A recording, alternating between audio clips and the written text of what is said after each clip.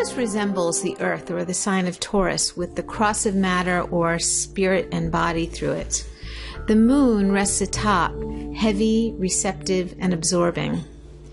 In Greek mythology, Admetos was the benevolent ruler presiding over all of those in need. Even Apollon was sheltered by him at one time. As Admetos grew old and was nearing his death, Apollon delivers to Admetos the message that he can avert his death in Hades if someone was willing to take his place. But no one comes to the fore, and his wife Alcestis, mother of his 2 healthy children, is sacrificed. Admetos, despondent over his wife's demise, vows that he will never take another woman in her place.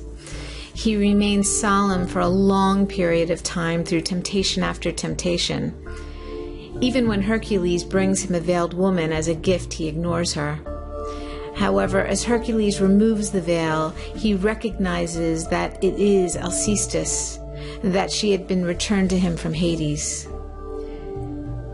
Admetos remains steadfast, welcoming his guests but not really engaging or showing her emotion. You see, there was actually a profound depth to his feelings, but he couldn't reveal them due to his long-standing deep depression that prevented their release. Heavy story, much like this planet. The effects of Admetos arise from all that is weighty, literally and figuratively. Whatever it touches, it brings into the depth and can have great transformative power and a stabilizing effect. But it can also block whatever it touches, creating obstacles and inertia. So let's take a look at a few charts to see how this planet of depth, solidity, and weight might manifest. We're going to take a look at 2 charts that have Admetos prominently placed. The first chart is the chart of the Pentagon.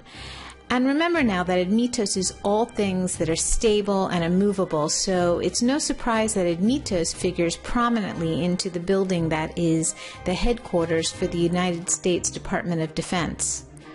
So when we look around the meridian of the Pentagon, and one could say that the meridian is the essence or soul of that building, we have a Mercury Admetos midpoint structure. Now, Mercury deals with communication, thinking, thoughts. So Mercury Admetos would have to do with serious thinking, deep thinking, stable and solid thinking, and the fact that the Pentagon is a think tank. The United States Department of Defense, someplace where a lot of serious and concentrated thinking goes on. What we also find here is an ascendant Admetos midpoint structure. So the ascendant has to do with our environment and what the environment is actually like, how things are seen to the world. So that would have to do with the building and its representation of itself as someplace solid, secure, and stable, someplace that's settled, reliable, and stationary. Now, bolstering both midpoints, we have the planet Saturn entering the picture as it touches on the main meridian axis through this 4 equal part 22.5 degree picture. Now, Saturn has to do with concrete reality, structure. The builder of the zodiac here reinforces the Mercury Admetos and the ascendant Admetos midpoint structures and makes the establishment of the Department of Defense, as well as the physical structure that is the Pentagon, even more robust and sturdy. This next chart is the chart of William and Kate's Prince George. Admetos is strong and very much a centerpiece of this chart. A major structure sits around his meridian, and remember, the meridian is the soul's essence, the point of individuality. Here we find Admetos in this 4-point symmetrical picture involving Mercury, the planet of thinking and communication, the planet Uranus, the planet of individuality, personal freedom, individual will, changeability, progressive views, and the ascendant, his environment, how he presents himself to the world and how others see him, and his relations as well.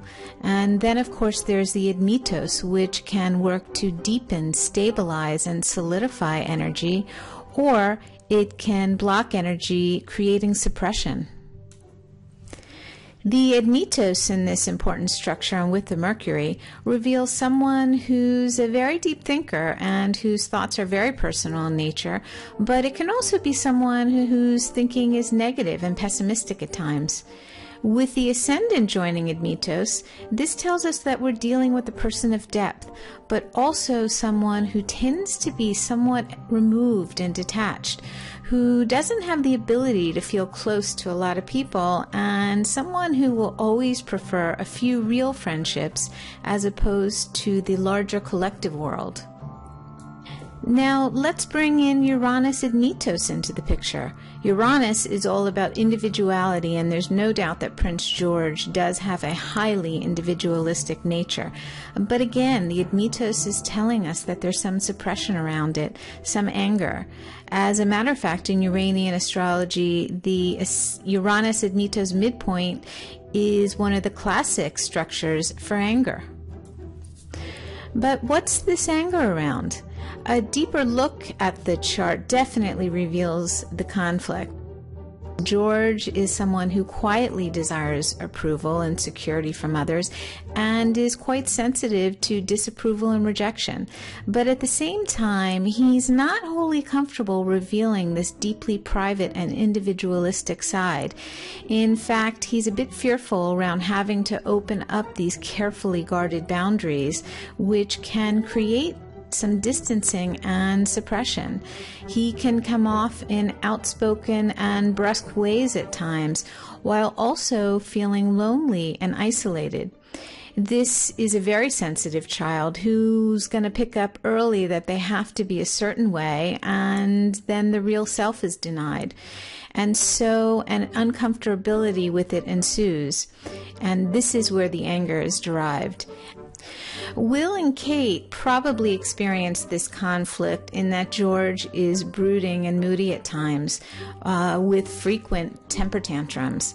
So the challenge will be for George to develop a more inner and permanent sense of worth and security through the transformation and refinement of his individual will, his desire nature, thereby lifting the Admetos blockage and transforming it into a deep, solidified foundation for self-expression in his monarchical life.